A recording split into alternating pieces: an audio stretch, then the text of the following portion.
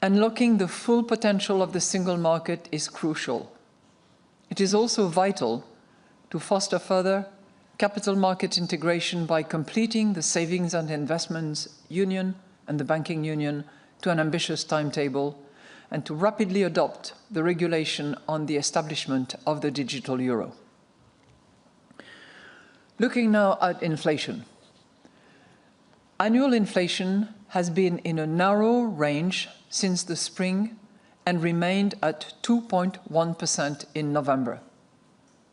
Energy prices were 0.5% lower than a year ago, after a larger decline in October. Food price inflation was 2.4% after 2.5% in October and 3% in September. Inflation excluding energy and food was steady at 2.4%, as goods and services inflation moved in opposite directions. Goods inflation declined to 0.5 in November from 0.6 in October and 0.8 in September. Services inflation rose to 3.4% in October and 3.5% in November from a 3.2% in September.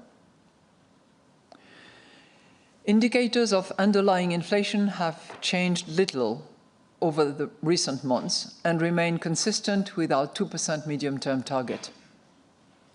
While growth in unit profits was unchanged in the third quarter, unit labour costs grew at a slightly higher rate than in the second quarter.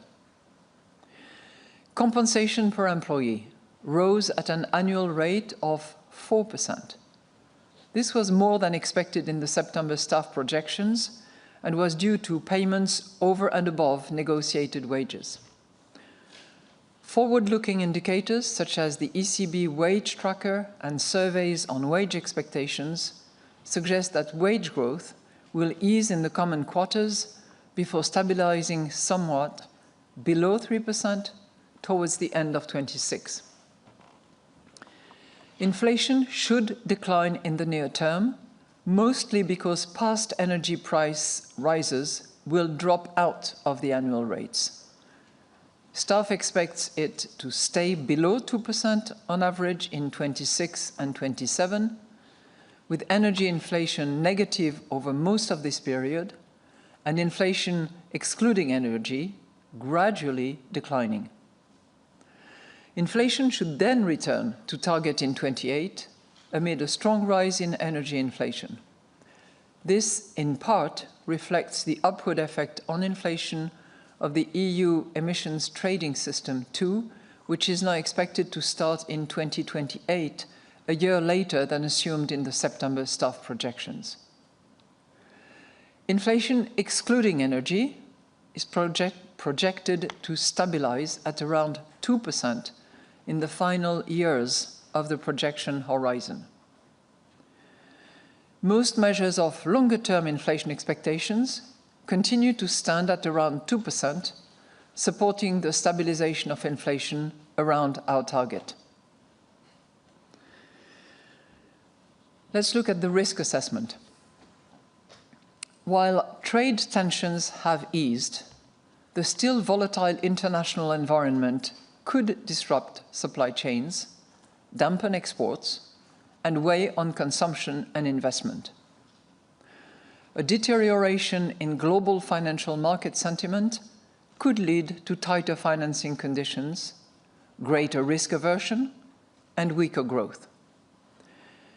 Geopolitical tensions, in particular Russia's unjustified war against Ukraine, remain a major source of uncertainty. By contrast, planned defense and infrastructure spending, together with productivity-enhancing reforms, may drive up growth by more than expected. An improvement in confidence could stimulate private spending. The outlook for inflation continues to be more uncertain than usual on account of the still volatile international environment.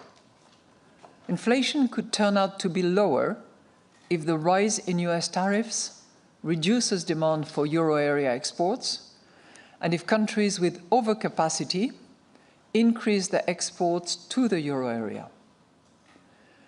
Moreover, a stronger euro could bring inflation down further than expected.